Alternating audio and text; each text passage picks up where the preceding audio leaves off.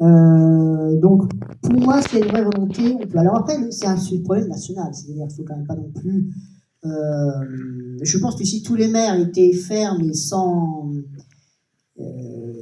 faux semblant sur le sujet, on serait beaucoup plus efficace. Néanmoins, je pense qu'il y a un problème au niveau national sur la stratégie. Moi, je considère par exemple que on n'est pas assez sévère avec les consommateurs. Je ne dis pas de mettre les gens en prison pour un joint, hein, on n'en est pas là, mais 200 € d'amende, vous payez vos impôts en retard, c'est plus cher. Hein. Donc moi j'estime que ça n'est pas la bonne approche. Pourquoi ? Parce que dans la plupart des délits et des crimes, quand vous êtes le commanditaire, vous êtes condamné autant que celui qui fait. Si vous demandez à quelqu'un d'aller voler des bijoux au Louvre, vous êtes condamné autant que le voleur. Donc pourquoi le consommateur de drogue serait-il aurait juste une petite contravention?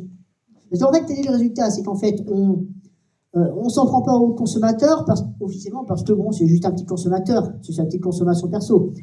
La réalité, c'est que parfois, c'est le fils du magistrat. C'est peut-être aussi pour ça qu'on n'est pas aussi très sévère. Mais du coup, on va dire, on va s'en prendre au dealer. Oh, je suis désolé, mais le dealer, il est responsable, oui, mais enfin, peut-être pas plus le consommateur. On attrape le dealer et puis on se dit, ouais, mais l'important c'est le grossiste. Alors on essaie d'attraper le grossiste.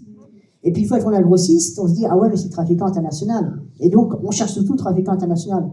Et en réalité, en fait, bien souvent, sous prétexte qu'on va rechercher toujours plus haut le gros poisson pour avoir la grosse prise qui permet de faire un article de journal. Finalement, on n'est pas vraiment sévère. Je ne dis pas de grosse sévérité, hein. Je parle travaux d'intérêt général, une vraie amende. Au niveau national, moi, à mon avis, c'est ce qu'il faudrait faire. Au niveau municipal, bon, bah, c'est police, caméra, quoi. Voilà. C'est pas plus bon. Enfin, voilà, c'est ça les. Je vais pas inventer la poudre. C'est ça qu'il faut faire. Il faut juste vouloir le faire, et je pense que pour ça. Vous savez que il y a une conseillère municipale qui a eu le malheur de dire à la fin d'une commission qu'elle pensait qu'un des adjoints au maire connaissait le principal dealer du quartier. Et figurez-vous que cet adjoint au maire a pris la parole au conseil municipal en disant « Madame, c'est inadmissible que vous ayez pu suggérer que je puisse le connaître. » Cet adjoint a grandi dans ce quartier. Donc s'il ne connaît pas le dealer, c'est qu'il est vraiment... Il a un problème d'opticien, quoi. Bon. Et c'est pas... Je veux dire, voilà. Donc, c'est pas... Quand vous vivez dans un quartier, c'est normal que vous sachiez. Enfin, voilà, vous savez.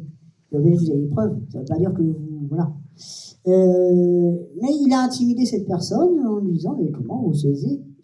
Bon. Pas un seul ne lui a demandé « Mais vous le connaissez ou vous ne le connaissez pas ?»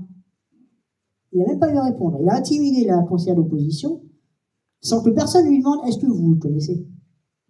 Parce qu'évidemment il devrait le connaître. J'en sais rien, moi, j'en sais rien. Je ne sais pas qui c'est non plus. Mais il devrait le connaître. Bon, allez. Autre question.